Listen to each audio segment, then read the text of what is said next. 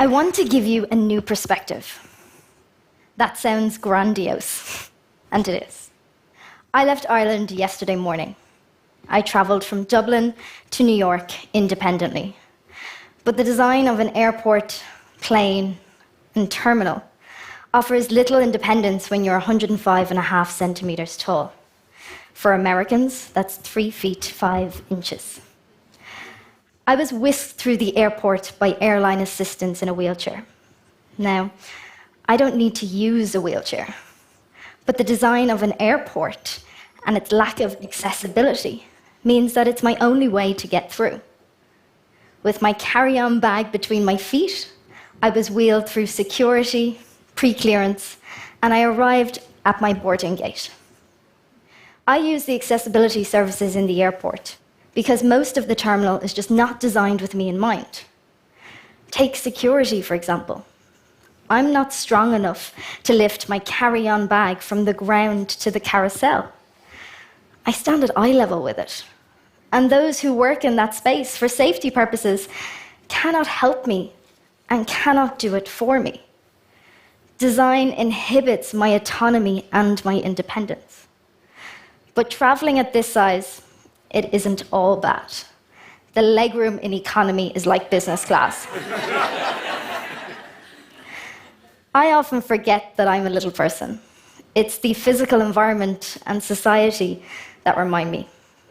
Using a public bathroom is an excruciating experience.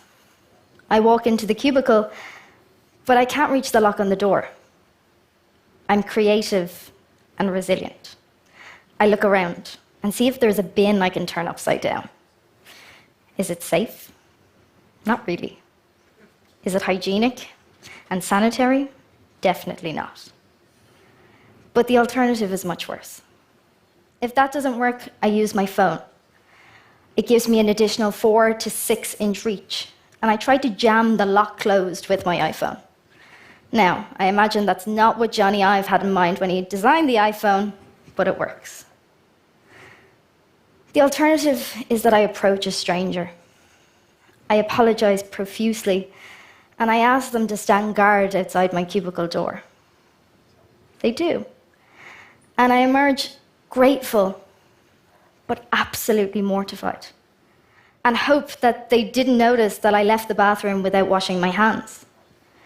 I carry hand sanitizer with me every single day, because the sink, soap dispenser, hand dryer, and mirror are all out of my reach. Now, the accessible bathroom is somewhat of an option. In this space, I can reach the lock on the door, the sink, the soap dispenser, the hand dryer, and the mirror. Yet, I cannot use the toilet. It is deliberately designed higher so that wheelchair users can transfer across with ease. This is a wonderful and necessary innovation. But in the design world, when we describe a new project or idea as accessible, what does that mean? Who is it accessible to? And whose needs are not being accommodated for? Now, the bathroom is an example of where design impinges upon my dignity. But the physical environment impacts upon me in much more casual ways too. Something as simple as ordering a cup of coffee. Now, I'll admit it. I drink far too much coffee. My order is a skinny vanilla latte, but I'm trying to wean myself off the syrup. But the coffee shop, it's not designed well. At least not for me. Queuing, I'm standing beside the pastry cabinet, and the barista calls for the next order. "Next, please," they shout. They can't see me. The person next to me in the queue points to my existence, and everyone is embarrassed. I order as quick as I can, and I move along to collect my coffee. Now think, just for a second. Where do they put it? Up high and without a lid. Reaching up to collect a coffee that I have paid for is an incredibly dangerous experience. But design also impinges on the clothes that I want to wear. I want garments that reflect my personality. That's difficult to find in the children's wear department. And often women's wear requires far too many alterations. I want shoes that affect my maturity, professionalism, and sophistication. Instead, I'm offered sneakers with Velcro straps and light-up shoes. Now, I'm not totally opposed to light-up shoes. But design also impacts on such simple things, like sitting on a chair. I cannot go from a standing to a seating position with grace. Due to the standards of design heights of chairs, I have to crawl on my hands and knees just to get on top of it, whilst also being conscious that it might tip over at any stage. But whilst design impacts upon me, whether it's a chair, a bathroom, a coffee shop, or clothes, I rely on and benefit from the kindness of strangers. But not everybody is so nice. I'm reminded that I'm a little person when a stranger points, stares, laughs, calls me a name, or takes a photograph of me. This happens almost every day. With the rise of social media, it has given me an opportunity and a platform to have a voice as a blogger and as an activist. But it has also made me nervous that I might become a meme or a viral sensation, all without my consent. So let's take a moment right now to make something very clear. The word midget is a slur. It evolved from P.T. Barnum's era of circuses and freak shows. Society has evolved.